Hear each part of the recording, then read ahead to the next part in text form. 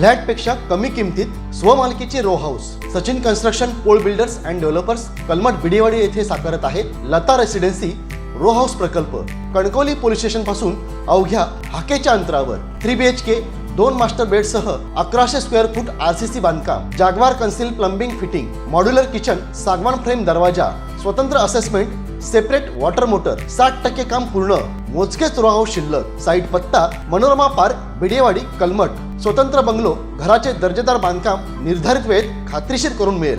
Contact 9405755599 आणि 8806229999।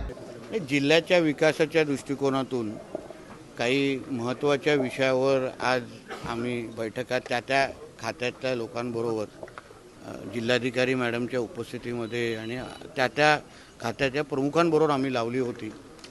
त्याच्यामध्ये प्रामुख्याने ताज प्रकल्प जो शिरोडाला येतो आहे त्या संदर्भात जे काही लोकांमध्ये शंका कुशंका होता त्या संबंधित मी असो केसरकर साहेब असो त्या संबंधित त्यांच्या काही प्रश्न आम्ही सोडवले की मनात जे काही शंका होत्या त्या आम्ही लोकांनी दूर केल्या।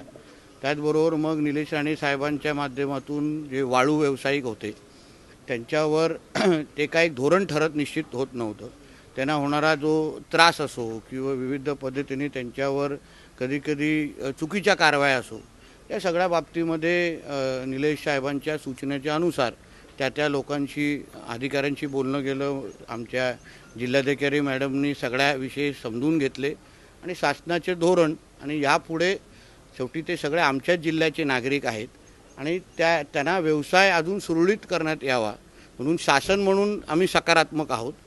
आमदार साहेब त्या बाबतीमध्ये आग्रही आहेत आणि म्हणून त्या सगळ्या दृष्टिकोनातून आम्ही आज त्या बाबतीमध्ये मार्ग काढलेले आहेत।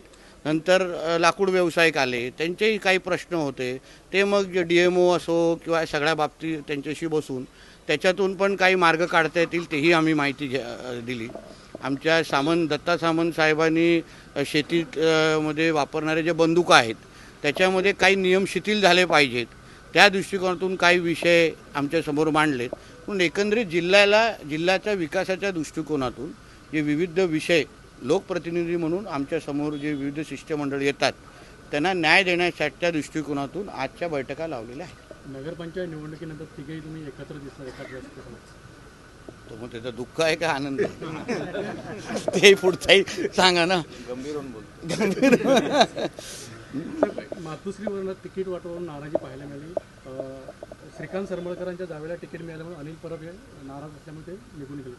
त्या संबंध आता बाकी राजकीय विषय आपण नंतर घेऊ। आमच्या दृष्टिकोनातून आजचे हे विषय महत्त्वाचे आहेत आणि म्हणून मुंबई महापालिकेच्या संदर्भात काही विषय असतील ते मुंबई गेल्यावर मी आहे, निलेश साहेब पण स्टार प्रचारक आहेत, केसरकर साहेब आमचे आहेत, राणे साहेब तिचे नेतृत्व करणार आहेत आणि म्हणून मला वाटतं की ते प्रश्न तिकडे काय असेल तर आम्ही उत्तर देतो। स्टार प्रचारवरील साहेब आपल्याला जास्तीत जास्त सभा ह्या मुंबई महानगरपालिकेच्या हो सगळ्यांना त्या शेवटी मुंबई महापालिका असो की सगळ्यात ज्या 29 महापालिकेवर आहे त्याच्यावर महायुतीचा झेंडा फडकला पाहिजे असंच आमचे मुख्यमंत्री फडणवीस साहेब, उपमुख्यमंत्री आमचे शिंदे साहेब आणि उपमुख्यमंत्री आमचे अजितदादा आणि सगळ्याचं सगळं मंत्रिमंडळ आणि सरकार म्हणून आणि सगळेच सत्ताधारी पक्ष म्हणून आम्ही लोकांनी निश्चय केलेला आहे। त्यानुसार आम्ही आमची रणनीती ठरवलेली आणि प्रचार प्रसार त्याच अनुसार होईल। पण हिंदुत्ववादी नेत्यांवरती विशेष जबाबदारी देण्यात आली। शेवटी आम्ही नेहमी म्हणतो का हिंदू राष्ट्र आहे आणि हिंदू राष्ट्रामध्ये हिंदुत्वच विचाराचे लोकप्रतिनिधी, नगराध्यक्ष, महापौर निवडून आले पाहिजे अशी सरळ स्पष्ट भूमिका आहे। एवढी विधानसभेमध्ये तेच झालं ना। हिंदू समाजाने आम्हाला सगळ्या जणांना निवडून दिलं आणि हिंदुत्ववादी विचाराचे सरकार राज्यामध्ये बसवलेलं आहे। आता तेच पॅटर्न तुम्हाला येणाऱ्या ना महापालिकेमध्ये पण दिसते। आज दादा वर्षावर भेटायला गेले मुख्यमंत्री राणे साहेब ना। हां राणे साहेब त्यांचे विकासाच्या दृष्टिकोनातून आमचे CM साहेबांबरोबर काही विषय होते, चर्चा होत्या त्या बाबतीमध्ये CM साहेब आणि त्यांच्यामध्ये सातत्याने भेट होत असतात।